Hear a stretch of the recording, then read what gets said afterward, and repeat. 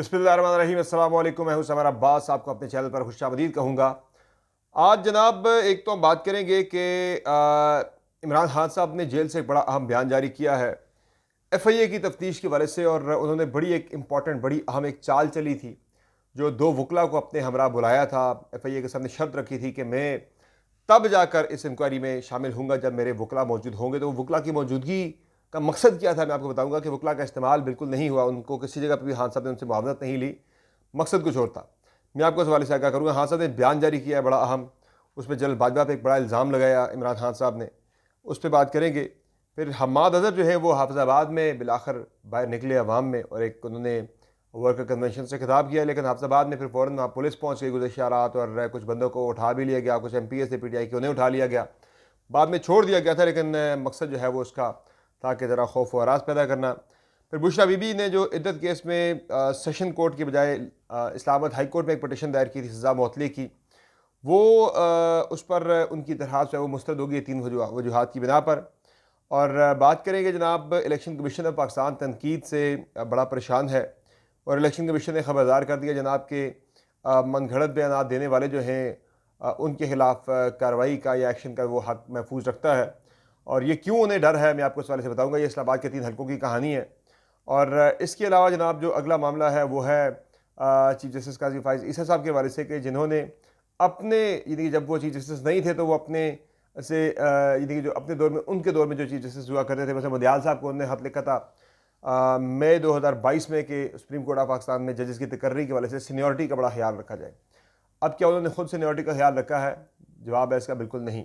तो इन खबरों पे बात करेंगे, और इसके अलावा कुछ मज़ीद खबरों पे बात होगी वीडियो में आगे चलकर। सबसे पहले ज़रा बात कर लेते ये जो आज का दिन बड़ा अहम है इस लिहाज से कि आज पाकिस्तानी कौम क्रिकेट से बड़ा प्यार करती है, और आज पाकिस्तान का भारत के साथ बहुत ही इंपॉर्टेंट मैच है। वैसे भी भारत के साथ जब मैच होता है वो वैसे भी इंपॉर्टेंट होता है, लेकिन इस वर्ल्ड कप में तो ये मैच दो लिहाज से इंपॉर्टेंट हो गया। एक तो वैसे भी भारत से शिकस्त पाकिस्तानी कौम को हजम नहीं होती, और दूसरा ये मैच भारत से जीतना इसलिए भी ज़रूरी है कि वर्ल्ड कप में अपना सफ़र जारी रखने के लिए, सुपर 8 राउंड में जगह बनाने के लिए पाकिस्तान को ये मैच हर सूरत में जीतना होगा, चूँकि पाकिस्तान पहले अमेरिका से मैच हार चुका है। और आज कौमी टीम को, शाहीनों को अपनी 200% एफर्ट लगानी पड़ेगी भारत से मैच जीतने के लिए। वंस अगेन क्रिकेट को जितना मैं समझता हूँ, आज के मैच में भी टॉस बड़ा इंपॉर्टेंट होगा। जो टीम टॉस जीतेगी, समझिए कि 20-30% मैच में उसको कमांड मिल जाएगी, आगे उसने उस टॉस जीतने के ऊपर कैपिटलाइज करना है। लगता ही है कि टॉस जीतने वाली टीम पहले बॉलिंग करेगी और चेस की तरफ जाएगी जो भी टीम होगी। देखते हैं कि पाकिस्तान टीम आज किस तरह के कम्बिनेशन के साथ जाती है, लेकिन आज मैं समझता हूँ कि अबरार अहमद को टीम में अगर शामिल किया जाता है तो ये एक अच्छा फैसला होगा। फिर उस्मान खान की जगह पर अगर शामिल किया जाता है साइम अयूब को, तो ये एक और बहुत अच्छी तब्दीली होगी। देखते हैं क्या होता है आज के मैच में, लेकिन हमारी कौमी क्रिकेट टीम के लिए, शाहीनों के लिए नेक तमन्नाएं, नेक ख्वाहिशात हैं कि वो इस टूर्नामेंट में अच्छा परफॉर्म करें और भारत के खिलाफ तो कम से कम हर सूरत में मैच अपना जीत लें। बाकी इसके अलावा जनाब आज जो मामला थे उसमें एक चीज़ तो अहम यह है कि इमरान खान का एक बड़ा इंपॉर्टेंट बयान आया कल, और ये बयान था उनका FIA की तफ्तीशी टीम जो परसों खान साहब के पास गई थी, कि उस वाले से खान साहब ने बयान जारी किया है, जिसमें खान साहब ये कहते हैं कि before investigation of my investigating any matter, मैंने किसी भी इन्वेस्टिगेशन FIA के इन्वेस्टिगेशन से पहले मैंने कहा जी कि FIA जो वाले जो है वो मुझसे अपोलोजाइज़ करें, मेरे खिलाफ जो है वो यानी कि जाली किस्म के बेबुनियाद मुकदमात जो साइफ़र की तरह के कायम करने पर। और खान साहब ने कहा जी कि साइफ़र के बाद मैं बतौर वज़ीर आज़म मैंने एक डिमार्श किया अमरीकी सफ़ीर को पाकिस्तान की मफादात का, और पाकिस्तान के जो मफादात हैं और जो पाकिस्तान की सोवरेनिटी है उसके तहफ़्फ़ुज़ के लिए, अपनी कौम की खातिर, अपनी कौम के फ़ख्र के लिए, अपनी कौम को जो है वो प्राउड बनाने के लिए। और मैंने सिर्फ फैक्ट्स जो हैं वो प्रेजेंट किए अपने अवाम के सामने। फिर खान साहब ने कहा जी मेरा मैसेज में जो कौम को है वो बड़ा क्लियर है कि हम एक आज़ाद कौम है, खुद मुख्तार कौम है, और एक बावकार हम कौम है। तो ये चीज़ जो है वो किसी सूरत भी हमारे मुल्क के दाखिली मामलात में जो इंटरफेरेंस है, मुदाखलत है, वो किसी सूरत भी बर्दाश्त नहीं की जा सकती। साइफ़र जो है वो, ये बड़ा अहम जुमला है खान साहब का, कि साइफ़र जो है, खान साहब कहते हैं कि एक्चुअली ये जनरल बाजवा को सेंड किया गया था अमेरिकन की तरफ से मेरी हुकूमत गिराने के लिए।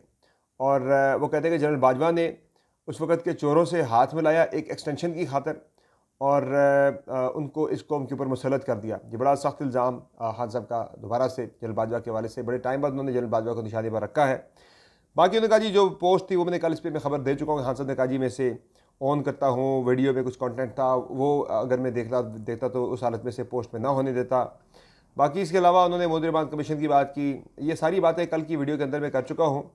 बाकी खान साहब ने एक अहम बात ये की जनाब के ये इस रिपोर्ट के अलावा उन्होंने कहा जी कि क्या कहते हैं इसको, जो अटैम्प्ट से इस वक्त इकॉनमी के रिवाइवल की SIFC के तहत वो फेल हो गई हैं। और उन्होंने कहा जी कि जो मुल्क की सबसे बड़ी जमात जो है जिसको अवाम ने मैंडेट दिया उसको लाकानूनियत के ज़रिए जो है वो बाहर कर दिया गया, तो फिर मुल्क में इकॉनमी कैसे इम्प्रूव होगी। और फिर खान साहब ने कहा जी कि FIA जो है वो अज़हर मशवानी के भाइयों का जो मामला है उसको इन्वेस्टिगेट करे कि उन्हें क्यों अगवा किया गया है, किसने अगवा किया।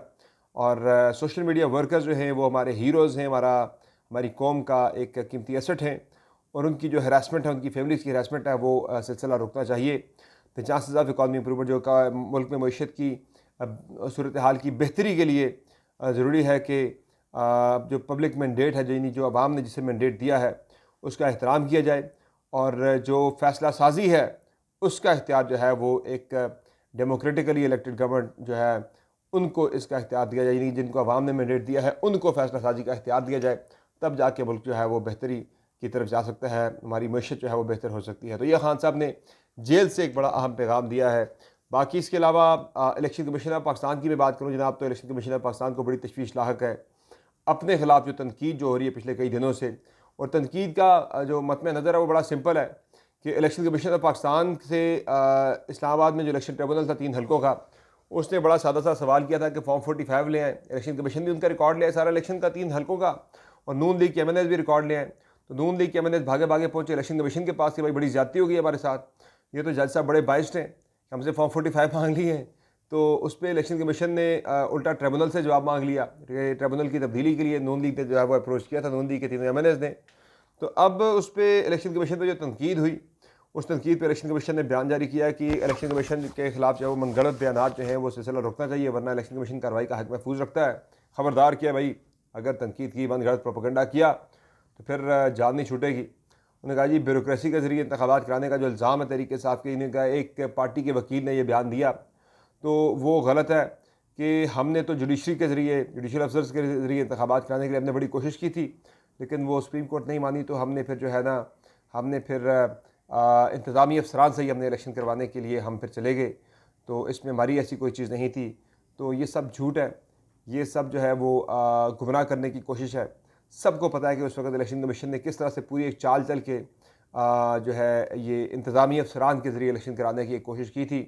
और वो जो एक जुडिशल अफसर्स के हवाले से पंजाब के अंदर जो इंतखाबात होने थे उस वक्त का एक लेटर था साल पहले का, उसका हवाला देते हुए इलेक्शन कमीशन ने कह दिया था जी कि वो उन्होंने इनकार कर दिया। हालांकि इलेक्शन से पहले जो अगस्त में ख़त लिखा गया था इनकी तरफ से, इलेक्शन कमीशन की तरफ से लाहौर हाई कोर्ट को जुडिशल अफसरान के ROs के तौर पर तकर्र के हवाले से, तो उस पर जुडिशरी ने कहा था कि बिल्कुल हम इस पर आपको आगाह करेंगे, फिर आप हमें बताएं आपकी रिक्वायरमेंट क्या है। तो फिर उस पर इलेक्शन कमीशन ने रब्ता ही नहीं किया था उनके साथ और सारा मामला डाल दीजिए, हमने मांगे थे दिए नहीं है, ये झूठ है, ये मिसलीडिंग है, ये फैक्ट। करनी है कार्रवाई बेशक कर लें आप, ये इस फैक्ट पे मैं खड़ा हूँ और मैं इस हकीकत को बिल्कुल हकीकत ही कहूँगा कि इलेक्शन कमीशन ने जानबूझ के जो है वो इंतज़ामी अफसरान के ज़रिए इलेक्शन करवाया था, जुडिशल अफसरान को अवॉइड किया गया था एक प्लान के तहत।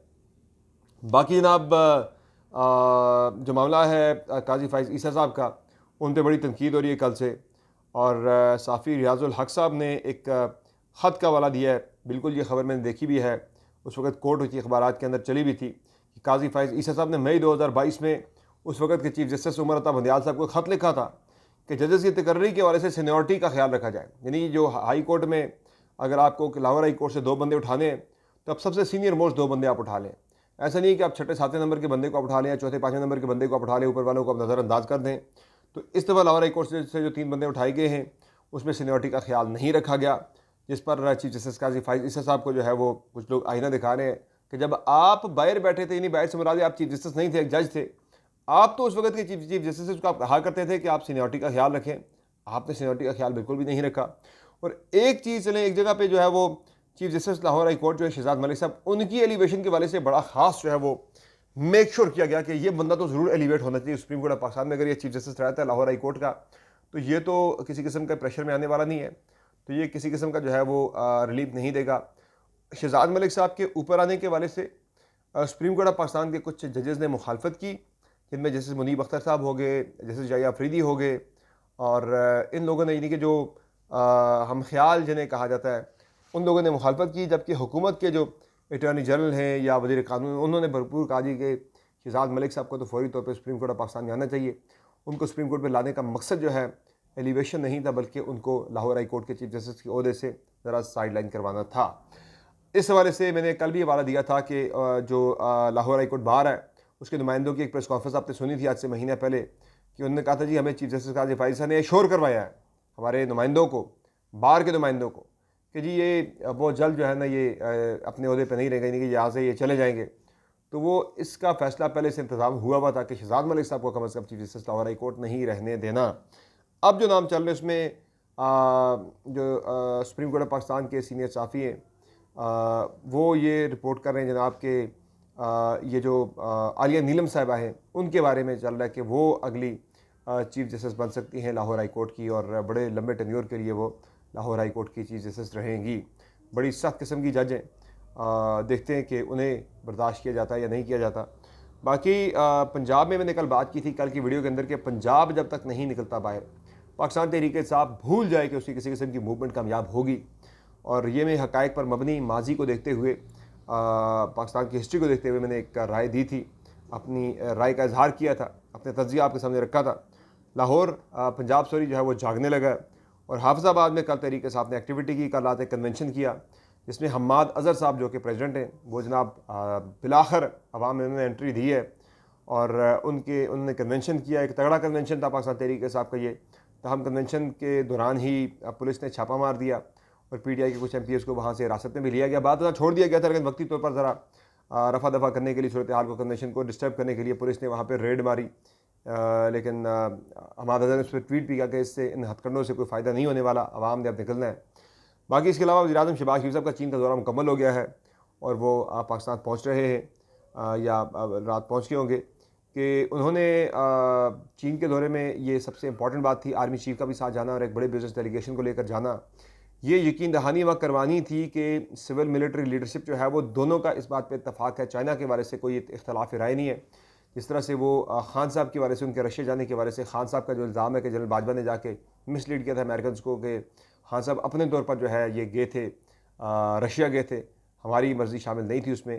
तो इस मरतबा दोनों का वहाँ पे जाना, आर्मी चीफ का और वज़ीर आज़म का, ये जाके असर्ट करना था इस बात पे, चाइनीज़ लीडरशिप को यकीन दिलाना था कि हम इस मामले में CPEC को लेकर एक पेज पर हैं और कोई हमारे दरमियान इख्तलाफ नहीं है, नेशनल लेवल पे कंसेंसस पाया जाता है।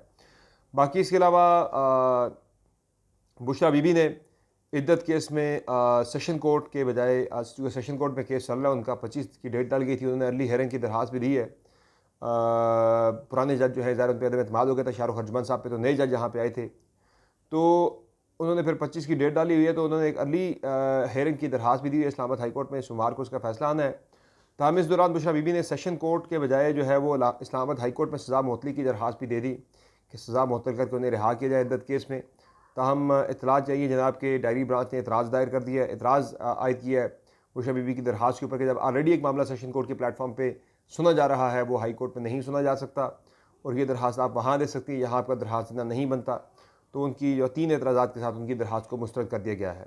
इसके अलावा ज़रताज गुल वज़ीर जो है वो पाकिस्तान तहरीक इंसाफ की कौमी असम्बली में पार्लिमानी लीडर बन चुकी है, और ये मैंने पहले बात भी की थी कि जो अहम कुछ लोग हैं जो इस वक्त अहम नज़र आ रहे हैं, लीडिंग रोल में नज़र आ रहे हैं, उनके ऊपर क्या इमरान खान ने अदम एतमाद तो नहीं कर दिया, कि वाक़तन ऐसे कुछ हैं भी। रिसेंटली खान साहब ने बड़े सख्त तहफ़्फ़ुज़ात का इज़हार भी किया, कई चीज़ों के ऊपर लीडरशिप है कि वो पंजाब के अंदर जलसे नहीं कर पा रही, वो इस्लामाबाद के अंदर जलसा नहीं कर पा रही, मूवमेंट को प्रॉपर तरीके से आगे लेकर नहीं बढ़ पा रही। इस पर खान साहब को तहफ़्फ़ुज़ात और खदशात ज़रूर है, तो हम ज़रताज गुल को आगे लेकर आना, ये एक ख़ातून MNA उनका होना, उस लिहाज से तो एक बहुत अच्छा फ़ैसला है ही है, दिलेर हैं, दबंग हैं, इस लिहाज से भी अच्छा फ़ैसला। लेकिन ज़ैन कुरैशी को पहले बनाया गया था, उन्हें क्यों हटा दिया गया, ये भी एक अहम मामला है कि फ़ैसले एडहॉकिज़म के तहत ही फ़िलहाल चल रहे हैं।